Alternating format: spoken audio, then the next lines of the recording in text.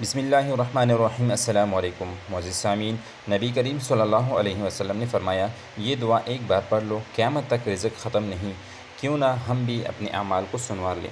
انشاءاللہ یہ وظائف آپ کے گھر کو رزق سے اتنا بھر دیں گے جو تا قیامت ختم نہیں ہوگا۔ اور یہ الفاظ میرے نہیں بلکہ ہمارے پیارے آقا حضرت محمد صلی اللہ علیہ وسلم کے ہیں۔ نبی کریم صلی اللہ علیہ وسلم نے فرمایا، جب تم کہو گے اللہم ارزقنی تو اللہ کہے گا میں نے رزق دینے کا فیصلہ کر لیا۔ اسی پر ایک واقعہ ہے، حضرت ابو ہریرہ رضی اللہ تعالیٰ عنہ سے روایت ہے کہ ایک آدمی اپنی بیوی کے پاس آیا اور اس پر فاقے کے حالات دیکھے تو وہ جنگل کی طرف نکل گیا۔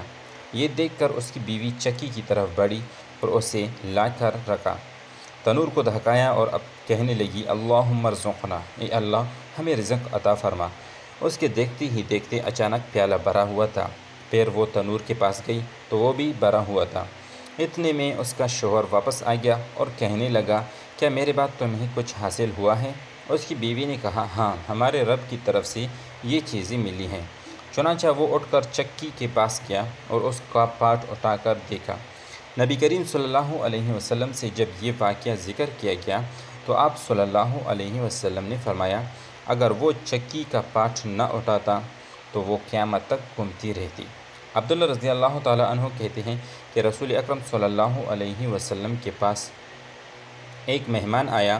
آپ صلی اللہ علیہ وسلم نے کھانا لانے کے لیے ایک آدمی کو اپنی ازواج مطہرات کے پاس بھیجا، لیکن ان میں سے کسی کے پاس بھی کھانا نہ ملا تو آپ صلی اللہ علیہ وسلم نے دعا فرمائی، اللہم انی اسألک من فضلک ورحمتک فإنہ لا یملکھا الا انت۔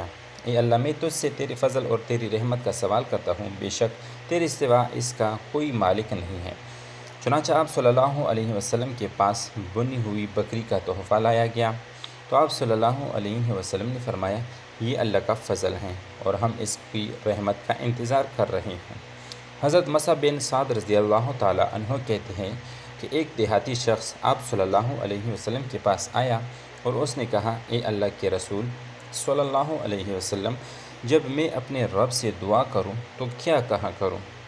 آپ صلی اللہ علیہ وسلم نے فرمایا، کہو اللہم اغفر لی وارحمنی واہدنی وعافینی وارزقنی۔ اے اللہ مجھے معاف فرما، مجھ پر رحم فرما، مجھے عافیت عطا فرما اور مجھے رزق عطا فرما۔ اس کے بعد آپ صلی اللہ علیہ وسلم نے فرمایا، یہ چیزیں تمہاری دنیا و آخرت کو جمع کرنے والی ہیں۔ اللہ ہم سب کا حامی و ناصر ہو۔ تو معزز سامعین، ویڈیوز اچھی لگی ہو تو لائک اور کمنٹس کریں اور چینل کو سبسکرائب کریں تاکہ ہمارے آئندہ کی وظائف پر مشتمل ویڈیوز آپ کو بر وقت پہنچ سکے۔ جزاک اللہ خیراً کثیرا۔